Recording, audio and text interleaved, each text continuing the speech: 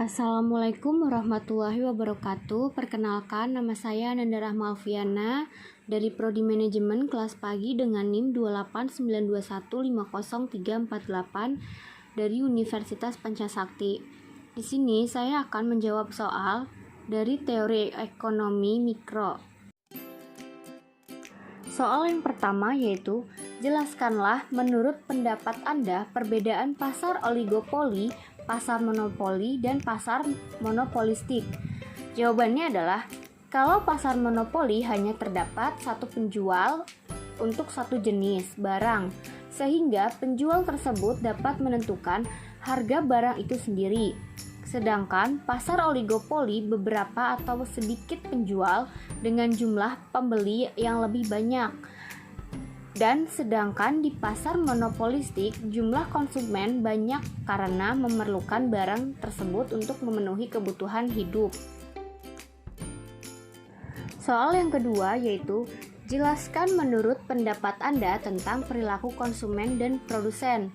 Jawabannya, perilaku konsumen adalah proses dan aktivitas ketika seseorang berhubungan dengan pencarian, pemilihan, pembelian, penggunaan, serta pengevaluasian produk dan jasa demi memenuhi kebutuhan dan keinginan. Perilaku konsumen merupakan hal-hal yang mendasari konsumen untuk membuat keputusan pembelian. Untuk barang berharga jual rendah atau low involvement, proses pengembalian keputusan dilakukan dengan mudah, sedangkan untuk barang berharga jual tinggi atau high involvement, proses pengembalian keputusan dilakukan dengan pertimbangan yang matang. Teori perilaku produsen adalah pemikiran mengenai bagaimana cara produsen dalam membuat barang dan jasa dengan tujuan memperoleh keuntungan. Dalam kehidupan sehari-hari, kamu pasti akan menemui banyak orang yang melakukan kegiatan produksi, yaitu membuat barang dan jasa. Produsen membuat barang dan jasa dengan tujuan untuk dijual kepada konsumen, lalu ia akan mendapatkan laba. Ada berbagai macam analisis yang akan digunakan oleh para pembuat barang dan jasa agar mereka bisa mendapatkan keuntungan semaksimal mungkin. Berbagai teori perilaku produsen akan membantu untuk mendapatkan keuntungan yang besar dan menghindari kerugian.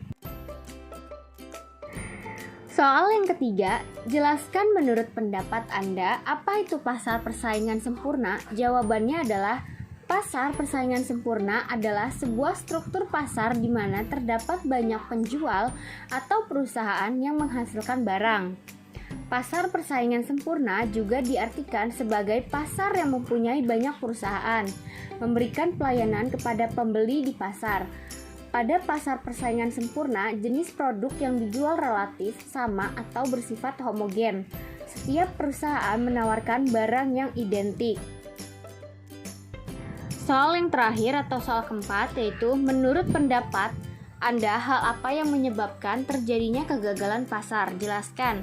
Kegagalan pasar dapat terjadi karena beberapa faktor, misalnya praktek monopoli atau oligopoli kartel, barang publik, dan eksternalitas dan informasi yang tidak lengkap atau asimetris. Selain faktor-faktor tersebut, aktivitas pasar juga dipengaruhi suatu regulasi atau peraturan.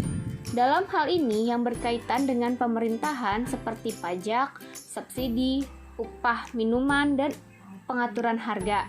Oleh karena itu, kebijakan yang tidak terpikirkan dengan baik oleh suatu pemerintah juga dapat membuat suatu pasar berjalan tidak efisiensi sehingga berujung pada kegagalan.